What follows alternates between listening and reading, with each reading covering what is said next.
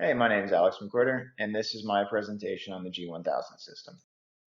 So first we're going to talk about the primary flight display. So the primary flight display has all your traditional six-pack instruments all in one location, easy to see, easy to use, and incredibly accurate.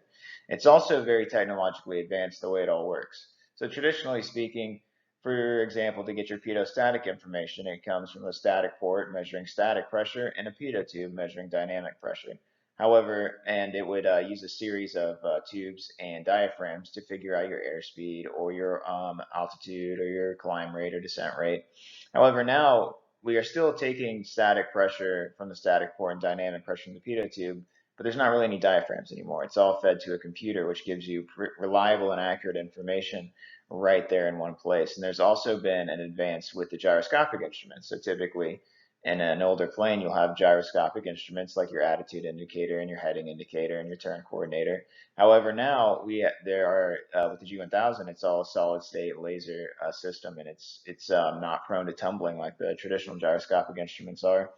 As well as with, like, for example, the heading indicator, the traditional heading indicator, you have to adjust it to the magnetic compass every 15 minutes, and sometimes they would process quite a lot, quite frequently, and it can be kind of frustrating when you're flying in instrument conditions to have to constantly adjust that.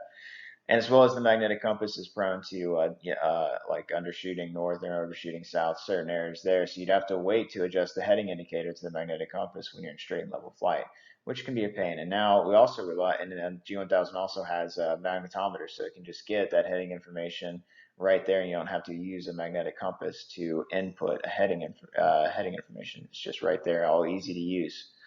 And next, we're going to look at a multi-flight display. So the multi-flight display is incredibly useful with the G1000 system. It's got a navigation map for increased situational awareness. It's got terrain information, weather information, traffic information, and flight plan information all in one place, which is incredibly helpful to a pilot to not only reduce workload, but give more information about the situation and area around you.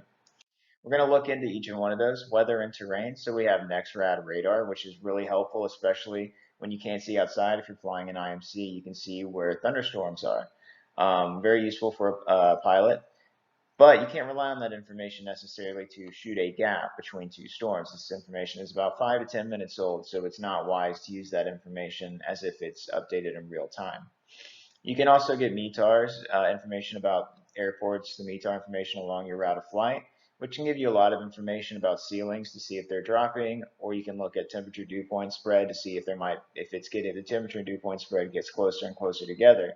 As you get closer to your destination, you can expect low ceilings or fog, things like that to keep you updated on weather information just while you're in flight, which is incredibly helpful, and you don't have to contact really flight service for this information. It's just sitting right there whenever you want it. You can also get winds aloft information to see how the winds are changing along your route of flight. You can, for example, decide to climb higher to get a stronger tailwind, or descend lower maybe to get less of a headwind, and that'll help save fuel and time. You can also get freezing level information, which is pretty useful here too, to see where the freezing level is, especially as weather changes along your rate of flight. If you're up there for 2 or 3 hours, you can just get updated information about that. You can also get topographic information, which is useful when flying in mountainous terrain to see how far are you above the ground, which is incredibly useful.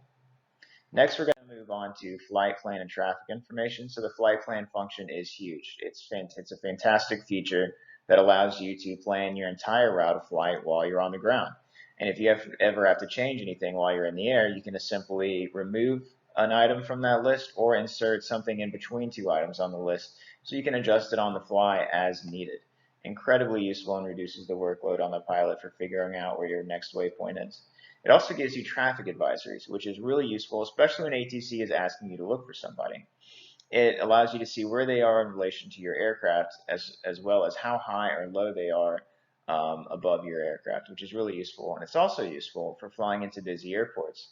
Nobody really likes to hear number 5, clear to land, or anything like that. But if you're at a busy airport, like a busy Delta or a Charlie, and there's a lot of traffic in the pattern, you can see how they're trying to sequence that traffic using this traffic information, the traffic advisory system in the G1000.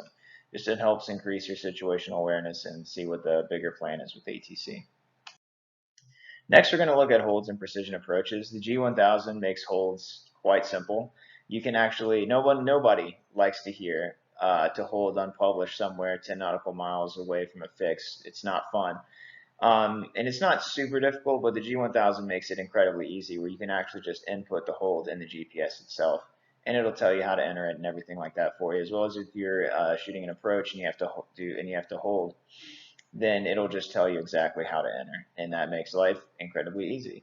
It's also great for precision approaches and for VORs because when you're shooting a precision approach, it'll tune in and ID the approach, the ILS frequency for you, excuse me.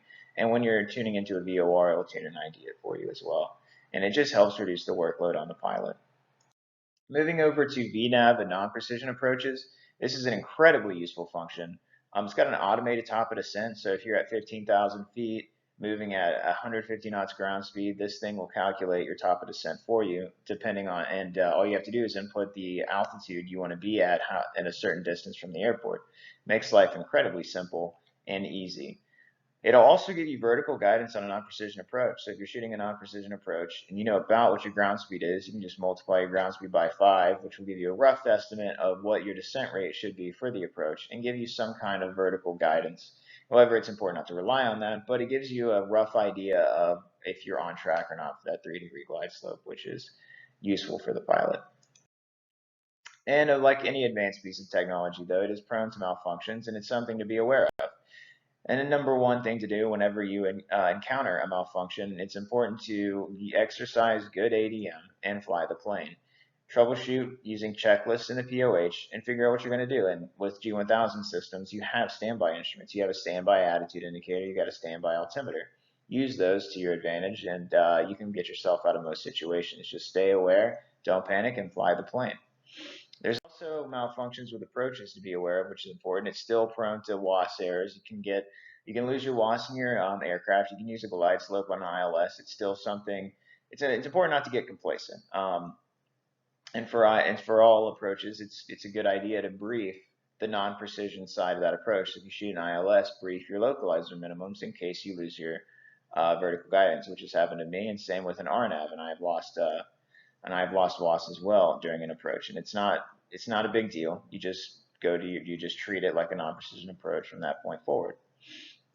And a really, really important, something that I think might be underutilized, but I think it's incredibly useful with the G1000 system is the checklist. I love the fact that it's got all of your checklists in one spot, and it's got all your emergency checklists in one spot. So if you ever were in an emergency, it's got everything on there for you to use. You don't have to flip through a checklist, try and find the correct items or anything like that. You can just simply scroll over to the checklist, go to the emergency section, find what it is you need. It's much faster than using flipping through a POH or going through an old school checklist. And it's also important to note that if you are in an emergency situation, you should always consult the POH along with the checklist if the checklist isn't fixing your problem, depending on the emergency.